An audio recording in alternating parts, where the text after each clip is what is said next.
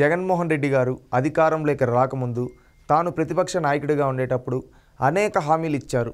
దాంట్లో ముఖ్యంగా విద్యార్థులకు సంబంధించి అనేక హామీలు ఇచ్చారు. దాంట్లో ముఖ్యంగా ఫీజు రియంబర్స్మెంట్ గురించి, దాని గురించి ఒకప్పుడు ఏ విధంగా ఆయన మాట్లాడాడో చూద్దాం. ఈరోజు పరిస్థితులు ఎలా ఉన్నాయో కూడా చూద్దాం. ఒకసారి ఆయన మాట్లాడింది మనం. చంద్రబాబు నాయుడు గారి హయాంలో ఇంజనీరింగ్ చదవాలంటే ఫీజులు చూస్తే ₹1,00,000 దాటుతా ఉన్నాయి సంవత్సరానికి. మరోవైపున గవర్నమెంట్ ఇస్తా ఉన్న ఫీజు రీయింబర్స్మెంట్ బుష్ చేసినట్టు 30-35 వేల రూపాయలు ఇస్తా ఉన్నారు.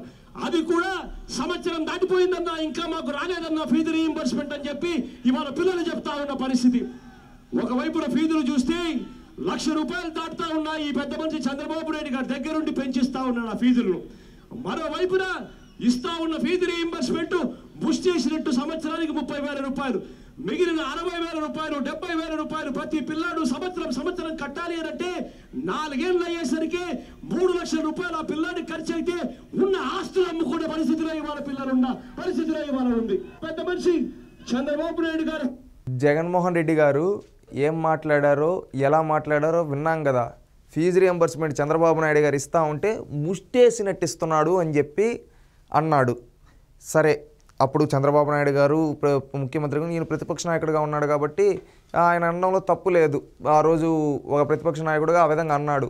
ఈయన చేస్తానని కూడా చెప్పాడు. ఏమన్నాడు? పూర్తి ఫీజు రియంబర్స్మెంట్ రద్దు చేస్తా అన్నాడు. ఈయన అధికారంలోకి వచ్చాడు. అధికారంలోకి వచ్చిన తర్వాత ముఖ్యంగా మనం ఒకటి మాట్లాడుకుంటే పీజీ విద్యార్థులకు ఫీజు రియంబర్స్మెంట్ రద్దు చేశాడు. ఆంధ్రప్రదేశ్ రాష్ట్రంలో 2019లో వస్తానే పీజీ ఫీజు రియంబర్స్మెంట్ రద్దు చేశాడు. ఈడేమన్నాడు?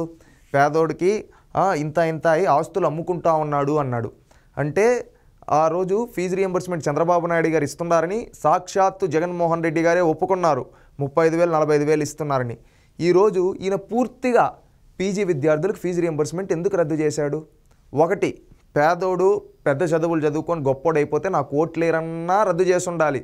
రెండోది, వీళ్ళ కేంద్ర ఫీజు రియంబర్స్మెంట్ ఇచ్చేది ఒక దండగన్నా రద్దు చేసి ఉండాలి. అది ఏ ఆలోచనతో జగన్మోహన్ రెడ్డి గారు చేశారో ఆయనకే తెలియాలి. రెండోది, ఇప్పుడు మనం ఇక్కడ చూస్తే ఫీజు రియంబర్స్మెంట్ గురించి మాటలు చెప్తూ ఉన్నాడు కదా ఈ విధంగా అని.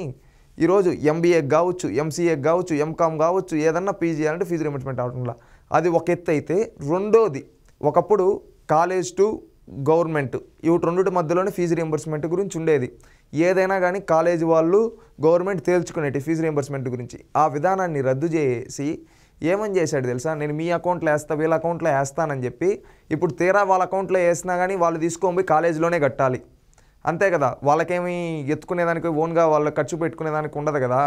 ఎందుకంటే ఈయనేమి ఎక్కువ వేయడు కదా.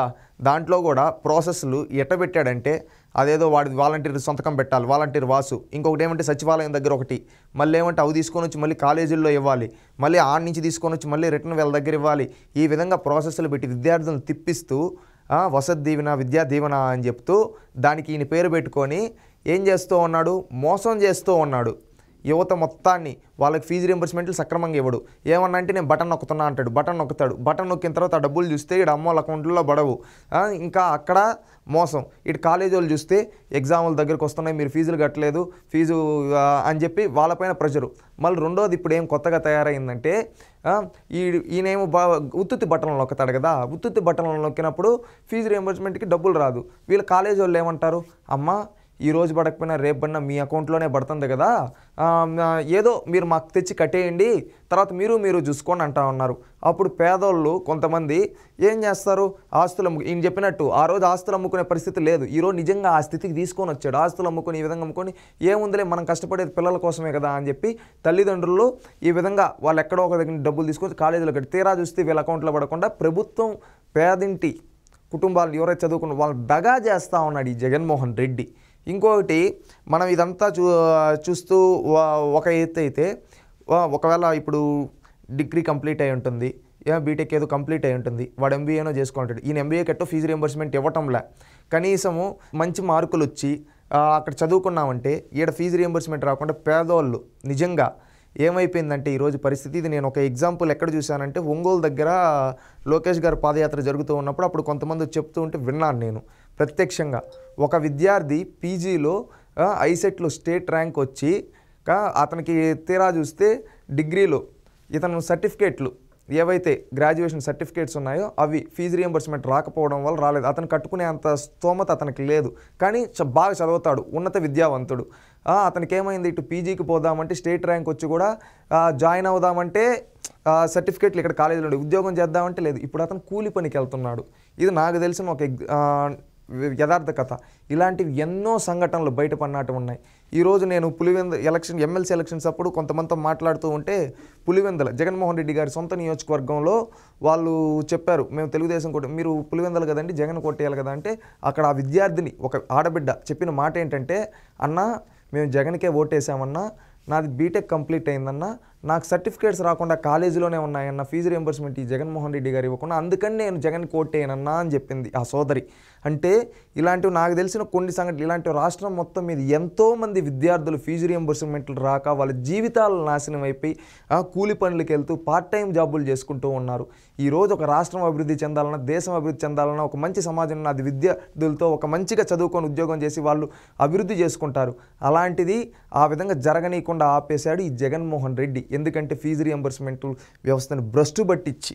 ఎక్కడైనా మేలుకోండి జగన్మోహన్ రెడ్డి గారు, మీరు మాట తప్పం మడం తిప్పమంటారు. ఇదేనా మీ మాట తప్పం మడం తిప్పం? మీరు పులివెందుల పులిబిడ్డ ఎలివేషన్లు కాదు కావాల్సింది, రాష్ట్రంలో యువతకి సక్రమమైన ఫీజు రియంబర్స్మెంట్, ఆ తర్వాత ఉపాధి ఉద్యోగ అవకాశాలు, అవుటి గురించి ఆలోచించండి. అంతేగాని మీ వ్యక్తిగత స్వార్థాల కోసం, మీ కక్ష సాధింపుల కోసం అపోజిషన్ వెళ్ళి కుట్రపూరిత మాట్లాడడం కాదు. మాకు కావాల్సింది మంచి ఫీజు రియంబర్స్మెంట్ వ్యవస్థ, ఆ తర్వాత మంచి చదువుకునేదానికి మంచి విద్యా వ్యవస్థ, అవుట్ని మార్పులు చేయండి. అంతేగాని ఈ విధంగా ఆ రోజు గాలి మాటలు చెప్పి అధికారంలోకి వచ్చిన తర్వాత గాలి కుదిరేయడం కాదు మాకు కావాల్సింది. ఇకనైనా మేలుకోండి జగన్మోహన్ రెడ్డి గారు, ఇలాంటి అబద్ధ మాటలు చెప్పడం మానండి.